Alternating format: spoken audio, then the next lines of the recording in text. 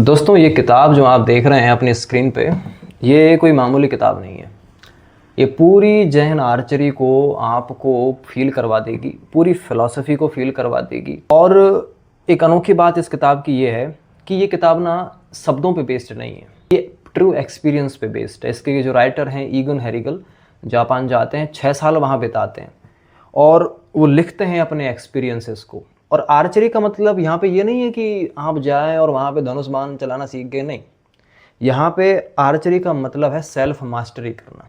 आपने ना ये एक्सपीरियंस किया होगा ना, आपकी फैमिली में, सराउंडिंग में, आपके फ्रेंड ग्रुप में, कि यार मुझे इसके जवाब पे कैसा रिएक्ट करना चाहिए, मुझे मतलब कैसा बिहेव करना चाहिए इसके सामने, ये मेरे सामने ऐसे बोल रहा है तो मुझे कैसे बिहेव करना चाहिए, मुझे इसके सामने ऐसा क्या बोलना चाहिए जिससे इम्प्रेस हो जाए। ये सारी चीज़ें ना इस इस वीडियो में, यानी कि इस किताब की एक्सप्लेनेशन में जितनी भी कॉन्फ्लिक्ट्स आपके अंदर चलते हैं ना, ये सारे के सारे दूर हो जाएंगे। ये किताब बहुत डीप है। अगेन रिपीट कर रहा हूँ, आर्चरी यहाँ पे ये नहीं है कि आप गए और तीरंदाजी सीख गए, नहीं। अभी आपको पता चलेगा। इसके जो विचार हैं ना, बड़े सुपरफिशियली आपको पहले लगेंगे, लेकिन इतने डीप इम्पैक्ट करते हैं ये। शुरू में आप कंफ्यूज हो जाएंगे, आपका माइंड कंफ्यूज हो जाएगा, लेकिन स्टोरी टेलिंग के फॉर्म में मैं इसको एक्सप्लेन करूँगा। आपको क्या करना है, बने रहना है वीडियो में। आप अपनी रूह से मिलेंगे, आप अपनी आत्मा से मिलेंगे, उसको गले लगाएंगे। ये किताब इतने डीप लेवल तक चलती है। अब क्या करना है आपको हेडफोन लगा लेने हैं। रात है, हेडफोन लगा के सो जाएं। दिन है तो भी हेडफोन लगा के सो जाएं, क्योंकि भाई ये जो, देखिए ऑब्वियस सी बात है, मैंने इसमें कोई एडिटिंग की नहीं है, तो आपको यहाँ पे सुनना पड़ेगा। मैं जो बोल रहा हूँ उसको सुनना पड़ेगा, जो आइडियाज़ मैं बोलूँगा उसको आपको ग्रास्प करना पड़ेगा। तो चलिए इस नए सफ़र पे चलते हैं और इसको अनुभव करते हैं। किताब की शुरुआत से पहले आपको ना इसके राइटर से को जानना पड़ेगा, क्योंकि ऑब्वियस सी बात है कि राइटर जापान जाता है और राइटर ने इसको महसूस किया है, और 6 साल एक बहुत अनोखे और बहुत अजीब किस्म के मास्टर के गाइडेंस में ना इस बुक का राइटर रहता है, वो उसके गाइडेंस में रहता है।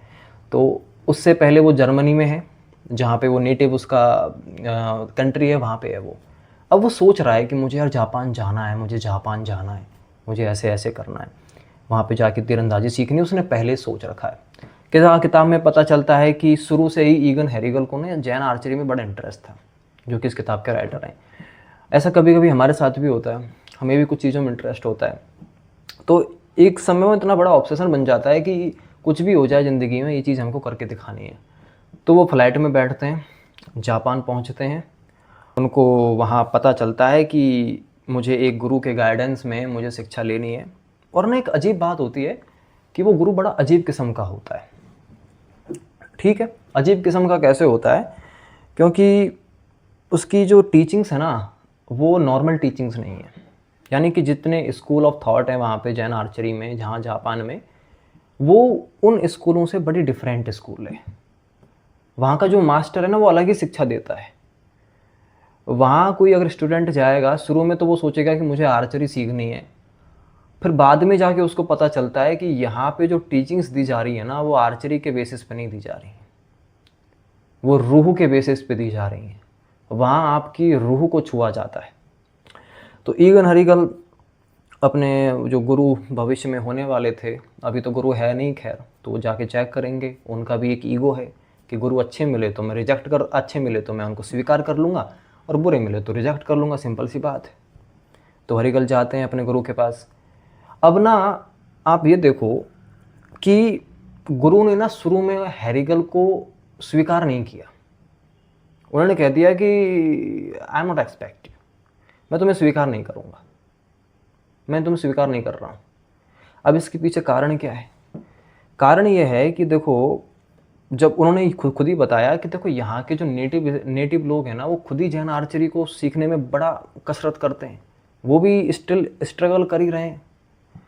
तो तुम तो भाई वेस्टर्न वर्ल्ड से आए हो, तुम वहाँ जर्मनी से आए हो, और तुम्हारे वहाँ तो सब चीज़ें अलग ही किस्म की चलती हैं, वहाँ तो टेक्निकली हमको अच्छा होना पड़ेगा।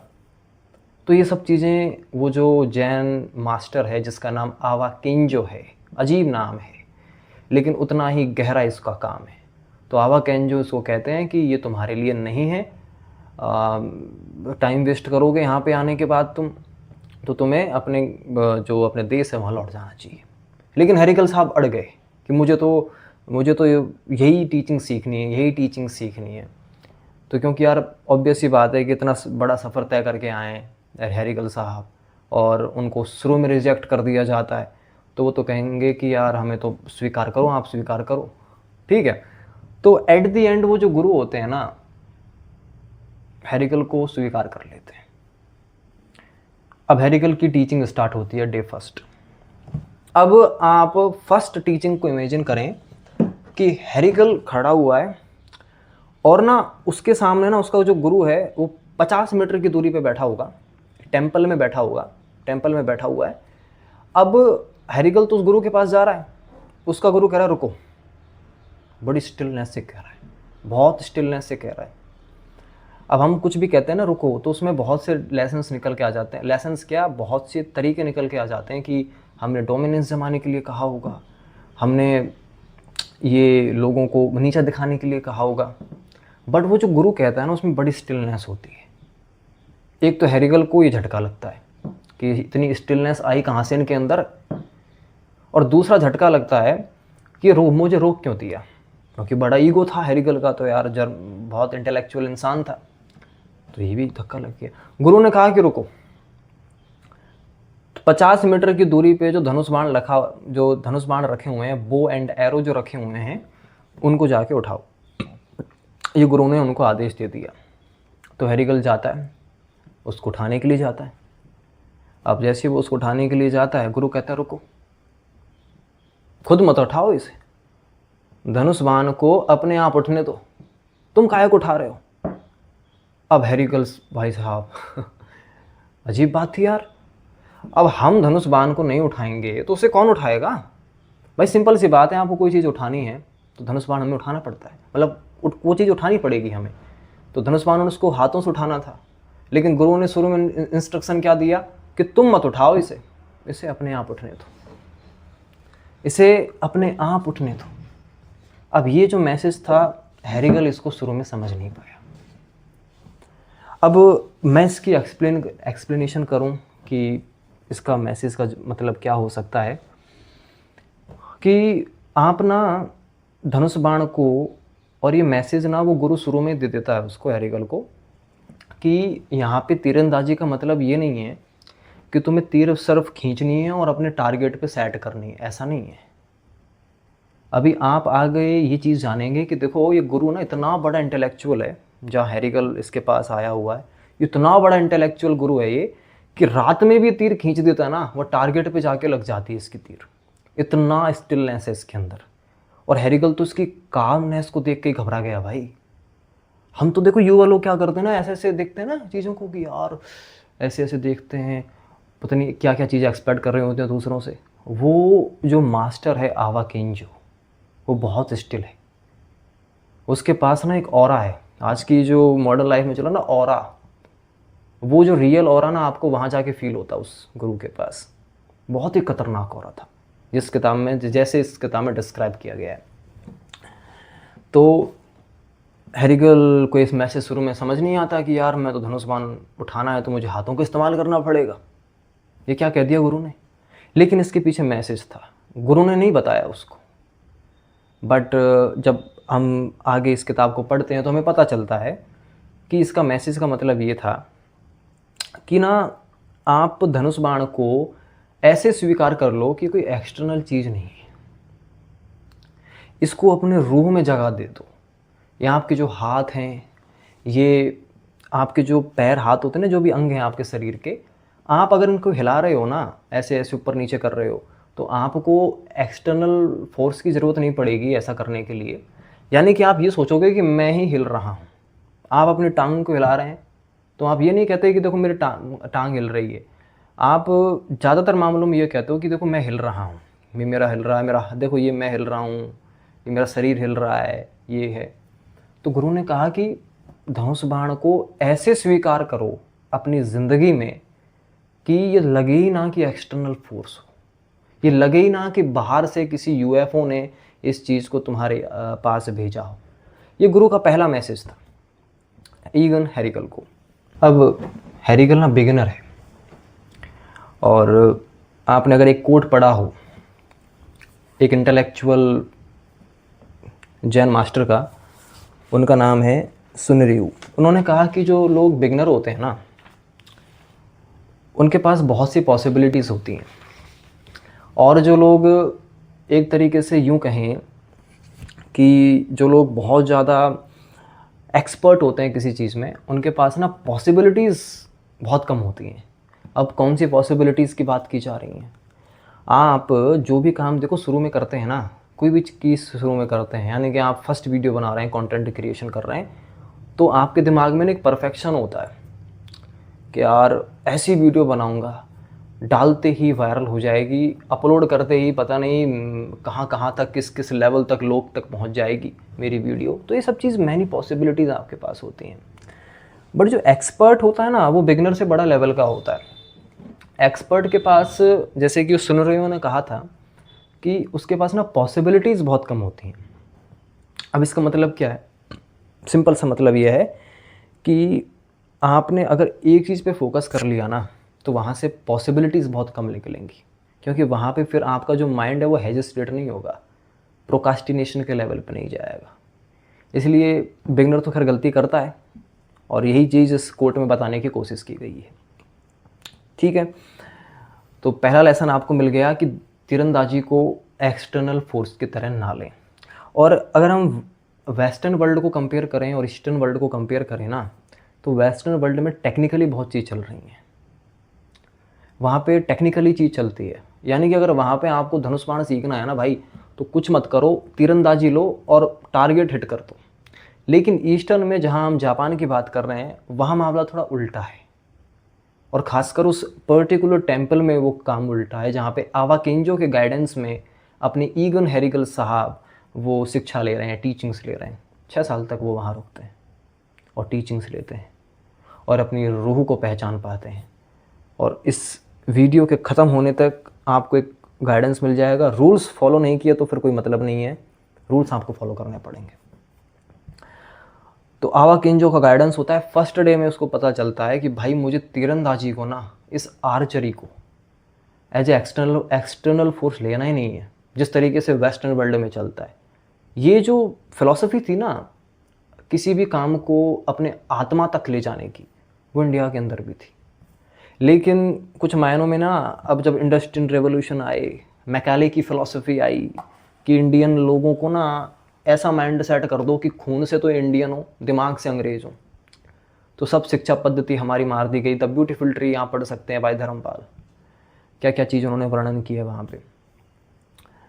तो खैर, ये तो पार्ट द टॉपिक था। अब हम एक्सप्लेनेशन पे वापस लौटते हैं। अब हैरिकल साहब ऐसे ऐसे शुरू में टीचिंग्स करता है।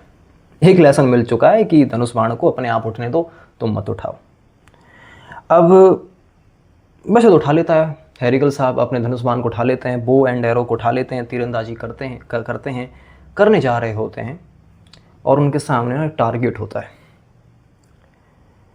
वो टारगेट को हिट करने वाले हैं। अब उनके पास में गुरु खड़ा है, बहुत ही कामनेस तरीके से खड़े हुए हैं। ऐसा लग रहा है कि अगर इनके हाथ में तीर पकड़ा दिया ना, तो ये समझेंगे ही नहीं कि ये एक्सटर्नल चीज़ है। तो हैरिकल साहब अब टारगेट पे फोकस कर रहे हैं, तीर लेते हैं, और फिर हेजिटेट होना, हाथ उनके कांपने शुरू हो जाते हैं। गुरु समझ जाते हैं। गुरु को तो पहले ही पता था कि वेस्टर्न का आया लौंडा कैसे सीख पाएगा इन ट्रिक्स को। तो गुरु कहते हैं कि ये ना सफल होने की कोशिश मत करो तुम। यानी जब तुम सफल होने की कोशिश करोगे ना, फेलियर का बड़ा डर रहेगा तुम्हें। सफल होने की कोशिश करोगे, फेलियर होने का बड़ा डर रहेगा। हेजिटेशन, प्रोकास्टिनेशन तुम्हारे हाथों में चलना शुरू हो जाएगी। एक कहानी मैं आपको सुनाता हूँ ना। एक राज्य में ना एक धनुर्धर ने एक बार ये घोषणा कर दी कि मैं ही सबसे बड़ा धनुर्धर हूँ इस राज्य का, कौन मुझसे बड़ा हो सकता है। ये बात खैर धनुर्धर ने नहीं कही थी, एक राजा ने इस बात की घोषणा कर दी थी। तो ये घोषणा होने ही वाली थी कि एक द्वारपाल था वहाँ पे, वो बड़े है ना हंस रहा था। अब जब वो धनुर्धर निकल रहा होता है वहाँ से, तो वो पूछता है उस द्वारपाल से कि तुम हंस क्यों रहे थे। द्वारपाल कहता है तुमने कैसी बचकानी बात कर दी, तुम ही धनुर्धर थोड़ी हो, तुम्हें एक पता बता देता हूँ मैं, वहाँ पे जाओ, तब जाके घोषणा करना कि तुम धनुर्धर हो अच्छे या नहीं हो। वो व्यक्ति उस बताए गए पते पे जाता है। एक व्यक्ति वहाँ उसको मिलता है, वो लकड़हारा होता है, उसके पास इतनी ट्रिक हैं। वो 3 दिन वहाँ रुकता है, वो 3 दिन में उसको पता चल जाता है, इतना पता चल जाता है कि वो 3 साल तक उस गुरु के गाइडेंस में रुकता है। और उसको पता चलता है कि यार इतना बड़ा धनुर्धर, मुझसे बड़ा धनुर्धर, इसके बावत किसी को खबर भी नहीं। फिर उसकी टीचिंग पूरी होती है। एक दिन वो क्या करता है कि उसके दिमाग के अंदर ना कॉन्फ्लिक्ट चालू हो जाते हैं कि यार मैं अब तो घोषणा करने के लिए जा रहा हूँ, बट मैं घोषणा करूँगा क्या, किस लेवल पे मैं घोषणा करूँगा। नंबर 2 पे हूँ मैं, नंबर 1 पे तो अभी ये गुरु है जो मुझे मिला हुआ है 3 साल से पहले, लकड़हारा है। मैं घोषणा कर भी दूंगा तो इससे क्या फ़ायदा, मेरी जो आत्मा है वो शांत थोड़ी बैठी रहेगी। तो एक दिन वो क्या प्लान बनाता है, उस गुरु को मारने का प्लान बना देता है। गुरु उसका लकड़ी काट के आ रहा होता है, झाड़ी के पीछे छुप के उसने तीर मारा उसके गुरु को। वो तीर ना ऐसे आया कि उसके गुरु ने देखते ही एक लकड़ी का टुकड़ा तोड़ा और उस टुकड़े को उस तीर की तरफ फेंक दिया, और तीर मुड़ के उस छात्र के जाके छाती में छिद गया। वो गुरु बहुत तगड़ा था, जिस भी चीज़ को देख लेना उसके चीरे हो जाते थे, जिस भी चीज़ को भेद दे उसके चीरे हो जाते थे। अब वो चूंकि वो जो तीर था उसके छाती में जाके छिद गया छात्र के। अब वो गुरु भागा हुआ आया, उसके गुरु ने कहा यही एक चीज़ मैंने तुझे बताने से रोक रखी थी, क्योंकि गुरु को शिष्य से सावधान होना ही चाहिए। ये चीज़ उसने बताई। तो फिर छात्र को बताना पड़ा कि मैंने ऐसे क्यों मारा आपको। तो उसने बताया। फिर उस गुरु ने कहा कि अब तूने तो मेरे अंदर शिक्षा ले ली, मेरे अंडर तूने शिक्षा ले ली, लेकिन तुझे ऐसे गुरु का मैं पता बता देता हूँ जो ना बहुत ही बड़े लेवल का है। मेरे पास तो 3 साल के लिए पर्याप्त है, उसके पास 30 जन्म भी कम होंगे सीखने के लिए। तो वो छात्र बड़ा चौंक जाता है कि ऐसा कौन सा गुरु है।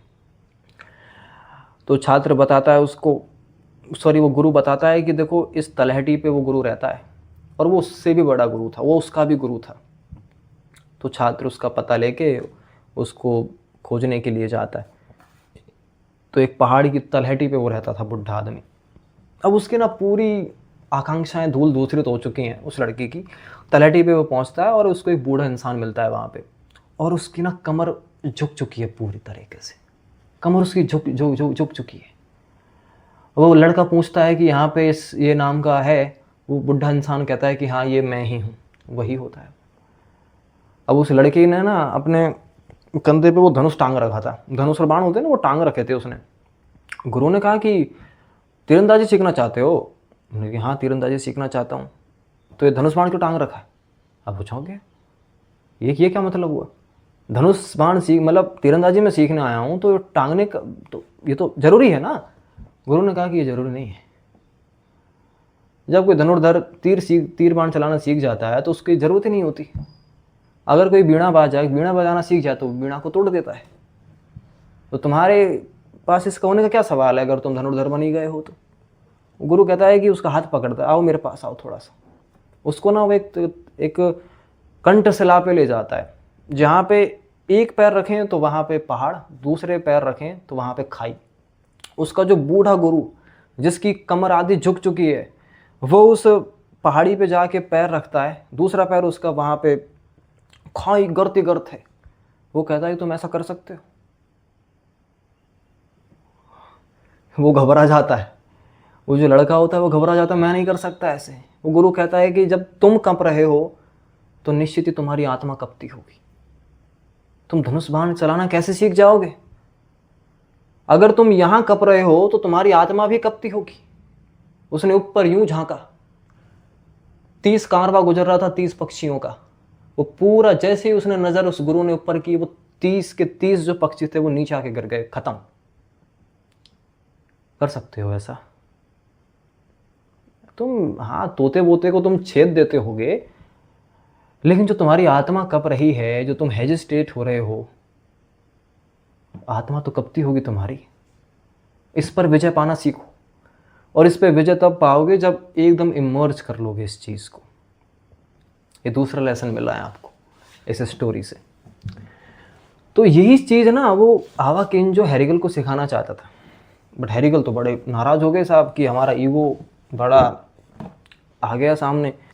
अब हमको एक अगली चीज़ पता चलती है कि जो हैरिगल था ना, वो बहुत ही इमीडिएट रिजल्ट चाहता था कि आया धनुष बाण सीखने और इमीडिएट रिजल्ट चाह रहा है कि मुझे ना आज के आज ही रिजल्ट चाहिए। ऐसा हम सब लोग करते हैं, हमारी लाइफ में करते हैं हम सब लोग ऐसा कि इमीडिएट रिजल्ट चाहते हैं। जो भी करें बस तुरंत उसका रिजल्ट हमें मिल जाए और हम उस चीज़ को प्राप्त कर लें। लेकिन हैरिगल भी यही चाह रहा था। उसका गुरु, उसने उसको बताया कि भैया ऐसे मत करो। अभी तो मैं आपको बता रहा हूँ, शायद गुरु ने उससे कुछ कहा भी नहीं होगा। जैसे मैंने आपसे पहले कहा ना, उसके पास ना बड़ी स्ट्रेंज ट्रिक थी शिक्षा देने की। वो कुछ बोलता नहीं था, सिर्फ एहसास हो जाता था। जैसे लाओ त्से ने कहा है ना कि किसी एम्परर को, असली एम्परर और सबसे बड़ा खतरनाक एम्परर वही है जिसको कहने की ज़रूरत नहीं पड़े, उसकी प्रेजेंस से ही सब लोग समझ जाएं कि हमें क्या क्या करना है, सब अपने काम करने लग जाएं। तो ऐसा होना चाहिए व्यक्तित्व आपका। अब हैरिगल को तो इमीडिएट रिजल्ट चाहिए था। ईगो था ना उनका कि भैया मैं तो जो करूँगा फर्स्ट टाइम पे मैं सब कुछ कर लूँगा। दोस्तों एक चीज़ मैं आपको बता रहा हूँ यहाँ पे, आप जो भी चीज़ फर्स्ट टाइम करते हैं ना, जैसे आप कोई भी पढ़ाई कर रहे हैं किसी भी चीज़ की, अगर आप नोट्स बनाते हैं, शुरू में नोट्स बनाते हैं किसी चीज़ के, तो वो बड़े इमेच्योर तरीके से बनते हैं नोट्स। अगर आप 5 या 6 बार कोई नोट्स बनाते हैं तो फिर वो नोट ना, उसमें एक झलक आती है, एक उन नोट्स में ना एक मैच्योरपन होता है। आपको समझ आता है कि मुझे कैसे समझना है। यानी कि जब पहली दफ़ा आप कोई नोट्स बनाइएगा ना, तब आपको समझ नहीं आएगा कि मैंने क्या बनाया, क्या लिख दिया है, चींटी जैसे अक्षर। आप फिर 5-6 बार नोट्स बनाते हैं, यानी कि फर्स्ट टाइम में कोई परफेक्शन नहीं होता है आपका। आप फर्स्ट टाइम में कोई परफेक्शन नहीं कर सकते, वो सिर्फ आपका ईगो होता है। अब खैर ये बात तो गुरु ने नहीं बताई, लेकिन साइंटिस्ट कहते हैं कि जब आप मेडिटेशन करते हैं या जो भी करते हैं, यानी कि कामनेस आप अगर फील करते हैं, तो आपके दिमाग में ना वो जो DFM करके एक चीज़ पाई जाती है, दिमाग में नहीं पाई जाती है, सॉरी, वो DFM मैं आपको बताता हूँ, डिफ़ॉल्ट मोड नेटवर्क एक होता है। जब आप मेडिटेशन करते हैं ना, ये ख़त्म हो जाता है धीरे धीरे, ग्रेजुअली ये ख़त्म हो जाता है मेडिटेशन जब आप करते हैं। डिफ़ॉल्ट मोड में ये होता है, डिफ़ॉल्ट मोड नेटवर्क में यही होता है कि यार मैं तो फेल हो रहा हूँ। आप फेल हो रहे हैं या आप सक्सेस हो रहे हैं, ये दोनों ही ना ईगो के बेसिस पे चलते हैं। यानी कि फेल होने वाला भी अपने आप को समझ रहा है कि मैं, और जो इंसान सक्सेस कर रहा है वो भी अपने आप को वो समझ रहा है। तो दोनों का ना ईगो बेस्ड सिस्टम है, तो इस ईगो को मारना पड़ेगा। जब MRI करते हैं ना डॉक्टर साहब, मेडिटेशन के बाद जो लोग मेडिटेशन करते हैं, जैंक मॉन्क की जब MRI की ना, तब उनको एक चीज़ शॉकिंग बात ये पता चली उनको कि जो डिफ़ॉल्ट मोड ये नेटवर्क था ना, जो साइंटिस्ट ने ईजाद किया था, ये ना बहुत कम पाया गया। मेडिटेशन में आपने ग्रे मैटर का कॉन्सेप्ट सुना होगा, ये भी बहुत कम हो जाता है। ग्रे मैटर जितना बड़ा रहेगा उतने कॉन्फ्लिक्ट आपके दिमाग में रहेंगे कि मुझे इसके सवाल पे कैसा जवाब देना चाहिए, मुझे कैसे बिहेव करना चाहिए, मुझे इसके ना पास में कैसे बैठना चाहिए, कैसे बिहेव करना चाहिए। तो ये सारे कॉन्फ्लिक्ट आपके दूर हो जाते हैं। अब जैन मास्टर शायद कहते नहीं होंगे इसे, क्योंकि मैंने आज तक सुना नहीं है, बट उनका जो पूरी टीचिंग होती है ना, आर्चरी की कहो या कुछ भी कहो, वो सिर्फ एक ही टीचिंग होती है, और वो होती है कि आपको इनर ट्रांसफॉर्मेशन करवाना। अगर आपकी इनर ट्रांसफॉर्मेशन नहीं हुई ना, फिर आप छोड़ दो, कि मतलब ही नहीं है ना। वेस्टर्न वर्ल्ड में चले जाओ, वहाँ पे टेक्निकली सब चीज़ चल रही है। अब ईस्टर्न वर्ल्ड में भी हो गया है, वहाँ पे भी टेक्नोलॉजी आ चुकी है। पहले कुछ अलग था, पहले रस था, पहले आप अपनी रूह को छूते थे, अब रूह से आप कट गए हैं। अब अलग टीचिंग्स यहाँ पे चलना शुरू हो गई हैं। अगला लेसन हम पढ़ रहे हैं, द आर्ट ऑफ लेटिंग गो। यार मैं तो ना इस चीज़ से पीछे छुड़वाना चाहता हूँ। मुझे तो कुछ भी करना है इस चीज़ से ना, मुझे तो पीछा छुड़वाना है। द आर्ट ऑफ लेटिंग गो। चलो आप किसी चीज़ को त्याग दिए, आप त्यागी हो गए, तो इसकी क्या गारंटी है कि आप हिमालय पे जाने के बाद अपने परिवार वालों को ख्याल भूल जाओगे? ज़रूरी थोड़ी ना है। हो सकता है कि आपको जो ख्याल है वो घर पे रहने के बजाय हिमालय पे रहने के बाद ज़्यादा सताने लगें, आपके अंदर कॉन्फ्लिक्ट चालू हो जाएं। और आजकल के ना त्यागी भी बड़े अजब गजब के हो गए हैं। अगर वो किसी चीज़ का त्याग कर रहे हैं ना तो ढोल नगाड़े बजा रहे हैं, ये त्याग कर दिया हमने, वो कर दिया। पहले तुम अपने इस अहंकार से तो मुक्त हो कि हमने ये त्याग कर दिया। तो आर्ट ऑफ लेटिंग गो यानी किसको जाने तो ये भी ना बड़ा सोच समझ के होना चाहिए।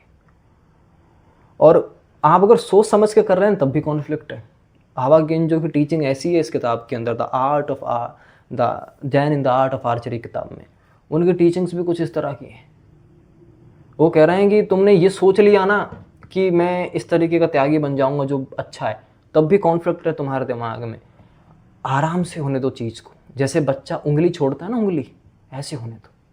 बच्चा जब किसी की उंगली छोड़ता है वो ऐसा थोड़ी छोड़ता है कि इसको छोड़ने के बाद मुझे क्या कॉन्सिक्वेंसेस भुगतने पड़ेंगे।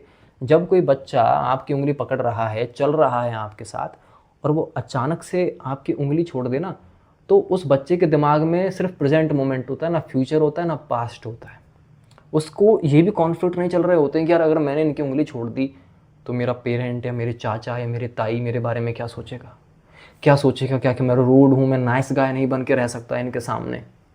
ये सारे कॉन्फ्लिक्ट सब दूर हो जाते हैं जब आप उस आर्चरी को अपने भीतर बैठाते हैं। तो आवा किंजो हेरिगल से कहते हैं कि जो तुम तीर बाण चला रहे हो ना यूं, इसको अपने आप होने दो। जब तुम इस तीर को छोड़ोगे, समझ रहे हो, जब तुम इस तीर को छोड़ोगे, आवा किंजो कह रहा है हेरिगल से कि जब तुम इस तीर को छोड़ोगे ना, ऐसे होना चाहिए कि बच्चा उंगली छोड़ता है, पूरे कॉन्सिक्वेंसेस समाप्त हो जाने चाहिए। जैसे आप कोई वीडियो अपलोड करते हैं कहीं भी, इंस्टाग्राम पे कर दिए, व्हाट्सएप पे कर दिए, अरे यार कितने व्यूज आगे चेक करने हैं, अरे यार इंस्टाग्राम पे क्या हो गया, कुछ बड़ी घटना हो गई, देखें कितने लोगों ने क्या क्या लाइक दिया है हमें, कौन किसने क्या रिप्लाई किया, तो बड़े कॉन्सिक्वेंसेस होते हैं। वो कह रहा है भाई तुम अपलोड भी कर दो कहीं, तो तुम्हारे अंदर ना ये थॉट ही नहीं आना चाहिए कि क्या क्या होगा, कॉन्सिक्वेंसेस ही भूल जाओ। वो जो आत्मा होती है, सोल, जो आपकी रूह होती है ना, उस वहाँ तक भी खबर नहीं पहुँचनी चाहिए कि मैंने तीर छोड़ी है। नेचुरली जैसे आप ब्रेथिंग करते हैं ना, ऐसे ब्रेथिंग करते हैं, तो ब्रेथ आपको जैसे नेचुरल होती है ना ब्रेथ, वो चीज़ आपके साथ होनी चाहिए। आपने अगर वो नाम सुना होगा, अमेरिका में 1933 के लगभग एक घटना हुई थी, उसका नाम था शायद नेल्सन था, मैं उसका नाम भूल गया, हाँ नेल्सन ही था उसका नाम। वो निकल रहा है, वो एक मिलिट्री ऑफिसर, मिलिट्री में काम करता था, तो मिलिट्री ऑफिसर था वो। तो वो निकलता है एक दिन, सड़क उसके सामने होती है और सड़क से ना एक गाड़ी आती है। 1 मिनट को उसे लगा कि भैया मैं तो मर गया। वो गाड़ी ना उसको टक्कर मारने वाली होती है, उसको लगा कि भैया अब तो मैं गया काम से, मर गया मैं तो, मेरी रूह निकल गई मेरे शरीर से। एक दफ़ा उसको ऐसा लगता है, लेकिन खुशकिस्मती से वो गाड़ी हट जाती है और वो बच जाता है। लेकिन बाद में जब उसने लिखा ना, उसने एक बहुत ही अजीब चीज़ लिखी। अजीब चीज़ उसने ये लिखी कि जब वो गाड़ी मुझे टक्कर मारने वाली थी ना, तो जब मेरी श्वासें थी ना, मौत की श्वासें मुझे महसूस होने लग गई। मैं पास्ट भूल गया, मैं फ्यूचर भूल गया, और शायद ये भी भूल गया कि मैं प्रेजेंट में जी रहा हूँ। ये प्रेजेंट में जीने का कॉन्सेप्ट जो माइंड में चलता है ना, आपको मुझे प्रेजेंट में जीना चाहिए, ये भी वो भूल गया। एक्सपीरियंस हो गया उसको प्रेजेंट मोमेंट का। वो कह रहा है कि मौत की सांसें मेरे सामने आके खड़ी हो गई, मैं उसको महसूस कर पा रहा था। तो आवा किंग जो कह रहे हैं कि तुम भी उस तीर को छोड़ो ना, कॉन्सिक्वेंसेस को फॉलो ही मत करो, छोड़ दो ये सारे सवाल। तो आर्ट ऑफ लेटिंग गो भी नेचुरल होना चाहिए, नेचुरल। वो कृष्ण ने बात की ना, इनएक्शन की, एक्शन की और नॉन एक्शन की, 3 डेफिनेशंस कृष्ण ने दी अपनी गीता में। तो उस हिसाब से आपको करना चाहिए। जैसे कोई आपके सामने छाता लेके जा रहा है और वो छाता गिर जाता है उससे, और आपने हेल्प कर दी, उसकी छाता को उठा के दे दिया उसको, और अगर उसने आपका धन्यवाद नहीं दिया ना, तो आपको पता है कैसे जेलसी महसूस होती है अंदर से। अरे भाई क्यों जेलसी महसूस करोगे आप? आपको वो जेलसी महसूस नहीं होनी चाहिए। आपको तो ये होना चाहिए कि मैंने मदद कर दी, ठीक है। ये थॉट ही नहीं आना चाहिए आपके अंदर कि मुझे धन्यवाद देना चाहिए था, इसको नहीं देना चाहिए था। इसी कॉन्फ्लिक्ट में तो इंसान मरते हैं। इसी कॉन्फ्लिक्ट में तो इंसान जो है ना, लड़ाई झगड़े इसी चीज़ में हो जाते हैं। हम सेटिस्फाई नहीं कर पाते एक पार्टनर को, ग्रीन फ्लैग रेड फ्लैग करते रहते हैं, ये सारे चीज़ कॉन्सेप्ट चलते रहते हैं। तो कॉन्सिक्वेंसेस पे फोकस मत करो। आवा केंजो के गाइडेंस में ईगन हैरिगल ने यही शिक्षा ली थी, लेकिन अभी भी वो स्ट्रगल कर रहा है भाई। ईगन हैरिगल अभी भी बहुत स्ट्रगल कर रहा है। अभी ना वो सच्चे मायनों में जैन आर्चरी को फॉलो नहीं कर पा रहा है। उसने सब तो चीज़ सीख लिया है कि बच्चे की तरह उंगली हमको छोड़नी चाहिए, ये नेचुरल होना चाहिए, बट नहीं हो पा रहा है। और टर्निंग पॉइंट आता है यहीं पे। क्या टर्निंग पॉइंट आता है? टर्निंग पॉइंट यह आता है कि उसको एक बात पता चल जाती है कि ये मास्टर थोड़ा सन के टाइप का है, अलग टाइप का है। यहाँ पे जो शिक्षा मिलेगी वो लर्निंग के बेसिस पे नहीं मिलेगी। यहाँ पे जो शिक्षा मिलने वाली है वहाँ एक्सपीरियंस के बेसिस पे मिलने वाली है। इसके एक एक शब्द जो किताब के ना बड़े मोटे मोटे अक्षर हैं, जब मैं इसको पढ़ रहा था तो छोटी छोटी लाइन्स हैं, इतनी डीप इम्पैक्टफुल लाइन्स हैं कि 2-3 बार सोचना पड़ रहा था। इतनी बड़े लेवल की किताब है। अब पता नहीं क्यों इंडिया में ना इसको इग्नोर कर दिया गया है। कुछ कारण हो सकते हैं इसके, ज़्यादा पढ़ा नहीं जाता है इस किताब को, और शायद इसके बाबत तो इंटरनेट पे भी इतनी चर्चा नहीं है जहाँ तक मैंने इसको सर्च किया है। अब इसका कारण ये बताया जाता है कि यार हैरिगल का ना एक नेगेटिव पॉइंट था। अब क्या नेगेटिव पॉइंट था अभी मैं इसको नहीं बता सकता। वीडियो के एंड में अगर मुझे याद रहा तो मैं इसको डिस्कस कर दूंगा आपके सामने, ठीक है, कि लोग क्या क्रिटिसिज्म करते थे इसका। अब हैरिगल साहब को ना 2-3 महीने हो जाते हैं, शिक्षा लेता है, गाइडेंस में वो शिक्षा ले रहा है। आवा केंजो रोज़ वो रूटीन फॉलो कर रहा है, सुबह जल्दी जगता है, प्रैक्टिस करता है, मार्शल आर्ट्स और भी जो चीज़ें हैं वो करता है। तीरंदाजी सीखने के जो प्रोसेस में उसको एक बात तो पता चल चुकी है कि एक्सपीरियंस यहाँ पे लेना ज़रूरी है। अब ना एक बड़ी स्ट्रेंज बात हैरिगल को पता चलती है, और वो स्ट्रेंज बात ये होती है कि वो एक चीज़ नोटिस करता है कि मेरा जो गुरु है ना, ये एफर्टलेसली तीर को ऐसे छोड़ रहा है, ये चीज़ तीर को ऐसे रिलीज़ कर रहा है मानो कि ये ना इसके बाएं हाथ का मतलब बच्चा जैसे उंगली छोड़ता है ना, ऐसे ही वो चीज़ वो तीर छोड़ रहा है अपने टारगेट के ऊपर, विदाउट विजिबल स्ट्रेंथ। वो तीर छोड़ी जा रही है उसके गुरु के द्वारा। जैसे कोई चीज़ रूह से निकलती है ना आपके, कि वो ऐसे तीर छोड़ रहा है उसका गुरु। अब ये देख के ना हैरिगल थोड़ा सा अमेज हो जाता है, और ऑब्वियस सी बात है कि यार हम ऐसा नहीं सीख पा रहे, हमारा गुरु देखो कैसा है। ऐसी स्टोरी बताई ना मैंने आपको, तो वो बड़ा अमेज हो जाता है देख के कि यार ये हो क्या रहा है। गुरु इतना स्ट्रेंथ भी नहीं लगा रहा शॉट में, टारगेट में, और वो टारगेट बिल्कुल एग्जैक्ट चीज़ पे जाके पड़ रहा है। तो ये चीज़ ना हैरिगल को बड़ी अजीब लगती है, और इतनी काल्मनेस उसके मास्टर में होती है ना, जिस तरीके से इस बुक में लिखा है, एक तरीके से भगवान बना दिया है उसको कि भाई, और एक्चुअल में होगा भी यार, हम क्या जानते हैं। इतना काम है, इतना काल्म है वो, इतना शांत है, इतना प्योर है कि आप एक्सपेक्ट ही नहीं कर सकते कि कोई इंसान ऐसा हो सकता है। एक्सपीरियंस पे फोकस करना चाहिए बजाय इसके कि आप शब्दों पे फोकस करें। तो एक्सपीरियंस बहुत इम्पोर्टेंट है। अब आगे चलते चलते बहुत समय हो जाता है, लॉन्ग पीरियड हो जाता है, लेकिन हैरिगल ने जो अपने दिमाग में कॉन्सेप्ट बैठा रखा है कि मुझे तो रूह से मिलना है, ये इस चीज़ में वो फेल हो जाता है। मास्टर से पूछता है, लेकिन मास्टर की तो स्ट्रेंज टेक्निक है, वो कुछ बोलता नहीं है। और यहीं से हमारा नेक्स्ट लेसन जो शुरू होता है वो ये होता है कि कभी कभी ना आप ये सोचते हैं ना कि यार मुझे तो ये सक्सेस चाहनी है इतने मिनट्स में, या मुझे प्रोग्रेस चाहनी है, सक्सेस मिल जाए। लेकिन बहुत बार ना फेलियर भी ना बड़ा इम्पैक्टफुल होता है, बहुत ही वैल्यूएबल होता है।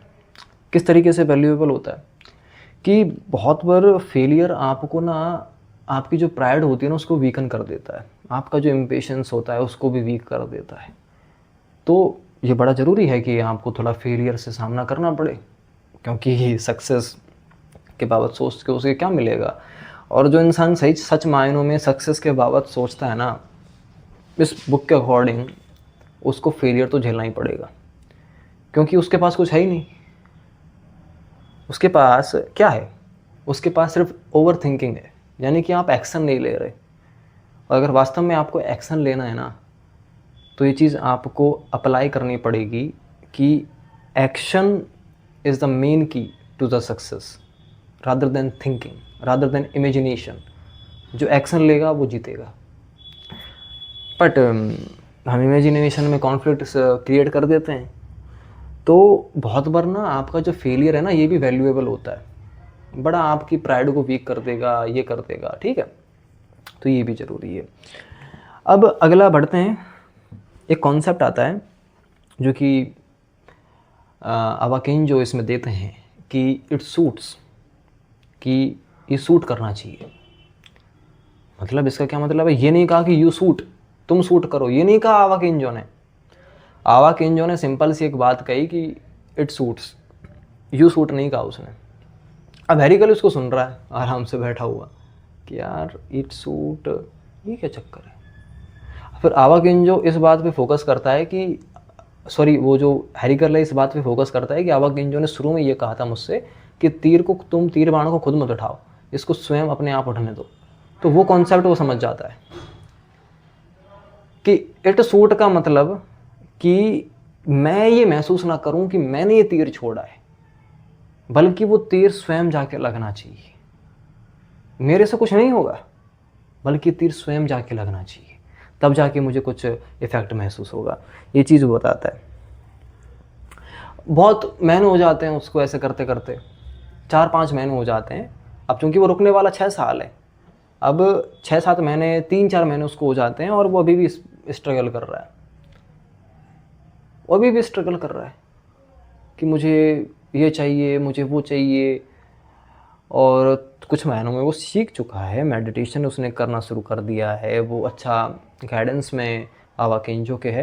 बट अभी भी ना एक कॉन्फ्लिक्ट उसके अंदर चल रहा है कि मैं ना ट्रू मास्टरी नहीं कर पाया।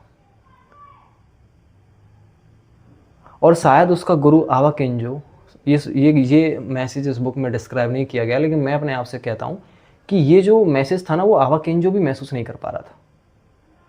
मतलब अवाकिन उसके बाबत नहीं सोच रहा था कि मैं ट्रू मास्टर कैसे बनूं। वो शायद अवाकिन अगर सच मायनों में वो होगा, तो वो ऐसा सोच रहा होगा कि मैं सबसे नीचे लेवल का हूँ, क्योंकि उसके पास अगर कोई ईगो नहीं था। और जिसके पास ईगो होता है उसकी तो कोई आइडेंटिटी होती है, और जिसकी कोई आइडेंटिटी नहीं है तो उसको कोई भी आके गाली गलौज बक जाए तो उसको क्या मिलेगा? बुद्ध। आपने कॉन्सेप्ट सुना होगा बुद्ध का, डिस्क्राइब करने की ज़रूरत नहीं, बहुत फेमस कॉन्सेप्ट है वो। तो एक चीज़ समझें आप कि आप कभी ये ना समझें कि आप जो भी चीज़ पे मास्टरी कर लेना, ये थॉट ही नहीं आना चाहिए आपको कि ये मैंने मास्टरी कर ली है। अब लाओ त्सो का कॉन्सेप्ट ये है, लाओ त्सो ये कहता है कि जिस वक्त तुमने ये सोच लिया ना कि मैं इस चीज़ में माहिर होना शुरू कर दिया है, और वास्तव में अगर हम माहिर होना सही मायनों में शुरू कर देते हैं ना जिस चीज़ में, और उसी क्षण या उसी समय के दौरान आप ये सोचते हैं कि यार मैं तो अच्छा होना शुरू हो गया हूँ, उसी वक्त से आपका डाउनफॉल शुरू हो जाता है। ये लाओ त्सो का कोट था। यानी कि आपकी ईगो भी थोड़ा सा भी उसको पानी मिल जाएगा ना ईगो को, फिर वो आपको डिस्ट्रॉय कर देगा। अब स्टोरी में ना अचानक से जंप होता है कि कुछ साल बाद हमें दिखाया जाता है, कुछ साल गुजर जाते हैं ये प्रैक्टिस करते करते। फिर हैरिकल आर्चरी अच्छा करना शुरू कर दिया है, वो टारगेट अच्छा हिट कर रहा है, उसके जीवन में एक प्रोग्रेस भी आता है मोमेंट का। बट यार एक चीज़ बड़ी अजीब होती है उसके साथ। अजीब ये होता है कि जो चीज़ उसके साथ पहले चल रही थी, जैसा मैंने आपको बताया, वो उसके साथ अभी भी चल रही है। और वो ये चीज़ है कि वो ना अंदर जो चीज़ हम फील करते हैं ना, वो उस चीज़ को फील नहीं कर पा रहा है, या यूँ कहें कि वो अपने रूह से मिलने की दिशा में आगे नहीं बढ़ पा रहा है। अब ये चीज़ उसके लिए बड़ी डिफ़िकल्ट होती है। अब वो कैसे बाहर निकले इसको ये सोच रहा होता है। उसके गुरु ने उसे बार बार कहा कि तुम ये भी मत सोचो कि तुम कॉन्शियस हो, कि जब तुम टारगेट हिट कर रहे हो, तीर छोड़ रहे हो, कॉन्शियस हो ये मत सोचो आप, क्योंकि कॉन्शियस तो कुछ होता ही नहीं है। कौन कॉन्शियस है? तुम कॉन्शियस हो। तुम कौन हो? तुम्हारा ईगो। आत्मा कभी कॉन्शियस होती है? वो कॉन्शियस, नॉन कॉन्शियस, सब कॉन्शियस, सबसे पार है वो तो इस बीइंग है, बीइंग इन द प्रेजेंट है। ये भी मत कहो उससे, बट वो है। तुम कॉन्शियस हो। कॉन्शियस क्या है? एक एक्सपेरिमेंट हुआ है, साइंटिस्ट ने, डॉक्टर्स ने ना पेशेंट से कहा, वो सवाल पूछते थे पेशेंट से। अब ये युवल नोह हरारी की बुक मैंने उसमें होमस डेस में पढ़ा था। तो उसने कहा कि देखो कॉन्शियसनेस तो फेक है। कैसे कहा? इसके ऊपर एक एक्सपेरिमेंट हुआ कि जो, पहले आपको ये समझना पड़ेगा कि जो कंप्यूटर होता है ना, कंप्यूटर ये भी कह सकता है कि मैं कॉन्शियस हूँ, बट आप विश्वास करोगे कि वो कॉन्शियस है? वो कॉन्शियस नहीं है। अभी इस बेसिस पे एक्सपेरिमेंट हो गया। जो डॉक्टर थे उन्होंने लोगों को लेटा दिया, कुछ सवाल उन्होंने पूछे उनसे और कहा डॉक्टर ने कि अगर तुम्हारा जवाब हाँ आए तो तुम इमेजिन करो कि तुम टेनिस खेल रहे हो, और अगर तुम्हारा जवाब ना आए तो तुम इमेजिन करो कि तुम अपने घर की तरफ जा रहे हो। तो ये सब एक्सपेरिमेंट होना शुरू हो गया। फिर जब उनका जवाब हाँ आया ना, तो दिमाग में एक कॉन्सेप्ट होता है मोटर कॉर्टेक्स का। मोटर कॉर्टेक्स उनका लाइट अप हो गया, जल गया, मतलब एक तरीके से राइज अप हो गया। अब मोटर कॉर्टेक्स क्या होता है? जब आप कॉन्शियसली कुछ चीज़ सोचते हैं, महसूस करते हैं ना, वो विजिबल हो जाता है, वो राइज अप हो जाता है। तो ये सेम कॉन्सेप्ट वहाँ चल गया। अब रियलिटी में वो चीज़ वो नहीं कर रहे थे, वो एक्सपीरियंस भी नहीं कर रहे थे। जैसे आप हकीकत में क्रिकेट खेलें ना, तो मोटर कॉर्टेक्स आपका चलता रहता है, राइज अप होता रहता है उसका, बट वो तो लेटे हुए हैं बेड पे। जब वो टेनिस खेलने को इमेजिन कर रहे हैं तो बड़ी खुशी हो रही है, मोटर कॉर्टेक्स वो चीज़ सेम चालू हो रही है जब वो रियल एक्सपीरियंस करते हैं। तो इन मायनों में तो कंप्यूटर भी कह सकता है कि मैं कॉन्शियस हूँ। तो ये कॉन्शियस होने का ये जो कॉन्सेप्ट है ना, सेल्फ कॉन्शियस, ये सब झूठ मूठ, माया द्वैत अद्वैत वो का, वो जो शंकराचार्य ने कहा ना कि संसारम मोह माया, अद्वैत वेदांत का जो उन्होंने सिद्धांत दिया, तो वो चीज़ है कि ये ना रियलिटी नहीं है। कुछ मायनों में ये झूठ फरेब जैसी चीज़ चल रही है। तो कॉन्शियस तो कुछ है ही नहीं। अल्टीमेटली जो चीज़ है वो है अपने आप को महसूस करना, वो है अपने आप को जीना, वो है अपनी रूह को देखना। क्योंकि हम दुनिया में तो जा सकते हैं, भटक सकते हैं, बट अपने अंदर भीतर कौन नहीं जा सकता? कोई नहीं, मतलब बहुत कम लोग जा सकते हैं, वो महसूस नहीं कर सकते उस चीज़ को। देखिए, आपको कहीं जाना है, कहीं पहुंचना है, तो उसके लिए कदम ज़रूरी होते हैं, आप वहाँ तक पहुँच जाते हैं। पर अगर अंदर की यात्रा करनी है ना, तो वहाँ के लिए कोई यात्रा नहीं, वहीं कोई नहीं है, वहाँ पे कोई फुट नहीं है, कदम नहीं है, वहाँ पर के लिए कोई रोड नहीं है जाने के लिए। इसलिए इसको ढूंढना बड़ा कठिन होता है, बट इतना भी कठिन नहीं है, आप वहाँ तक की यात्रा कर सकते हैं। आवा किंजो ईगन हेरिकल को यही शिक्षा देना चाहते थे। गुजरते हैं साल दर साल, साल दर साल। देखो, बुक को आगे खींचने का कोई फ़ायदा नहीं है। प्रोग्रेस होती है उसके जीवन में, वो भी एम्पैथेटिक बनना शुरू हो जाता है, सिंपैथी उसके अंदर जग जाती है, वो भी कामनेस को फील कर जाता है। आप फ़ोटो देखिएगा ईगन हेरिकल का गूगल पे। जब मैंने देखा था तो मुझे लगा कि हाँ, कुछ तो इफ़ेक्ट पड़ा है इनके ऊपर। क्योंकि देखो, इंसान को देखने से ना चीज़ें पता चल जाती हैं। आप फ़ोटो देखते हैं ना, उसकी एनर्जी फील्ड को आप महसूस कर लेते हैं, उसको ग्रास्प कर लेते हैं, आपकी रूह से वो चीज़ कनेक्ट हो जाती है। इसलिए रोहित शर्मा, विराट कोहली, जितने भी सेलिब्रिटीज़ हैं, उनके फैंस होंगे ना, वो उनकी एनर्जी फील्ड से ही मैच कर रहे होंगे। तो ये चीज़ महसूस होती है उनको। और एक चीज़ पता चलती है कि तीरंदाजी जो जैन आर्चरी में होती है, वो ऐसा नहीं है कि आप सिर्फ टारगेट हिट कर दीजिए, वो अंतर्मुखी यात्रा है, वो आपकी इनर सेल्फ को जगाने की यात्रा है। लेकिन हम उसको एक्सटर्नली लेते हैं, अंदर से नहीं लेते। एंड एट द एंड हेरिकल ने ये रियलाइज़ किया कि आर्चरी का तो कभी मतलब ये था ही नहीं कि टारगेट को हिट करो। आर्चरी का मतलब ये था कि अपने ईगो को हम ओवरकम कैसे करें, इस ईगो को हम कैसे हटाएं, इस ईगो से हम कैसे पार पाएं। ये चीज़ उसको समझ आई और ये चीज़ उसने एक्सेप्ट की, खुद ने भी एक्सेप्ट की और उसकी रूह ने भी इस चीज़ को स्वीकार किया। और वो भी बन गया जेन आर्चर। तो इसी के साथ ये वीडियो हमारी पूरी होती है। वीडियो कैसी लगी आपको? अच्छी लगी तो लाइक करें, और कंटेंट अच्छा लगा तो आप इसको सब्सक्राइब करें। यहाँ तक वीडियो को देखा है तो आपका तहे दिल से शुक्रिया। तब तक के लिए मिलते हैं दूसरी और शानदार वीडियो में। तब तक आप अपना ख्याल रखें। Keep improving and keep reading.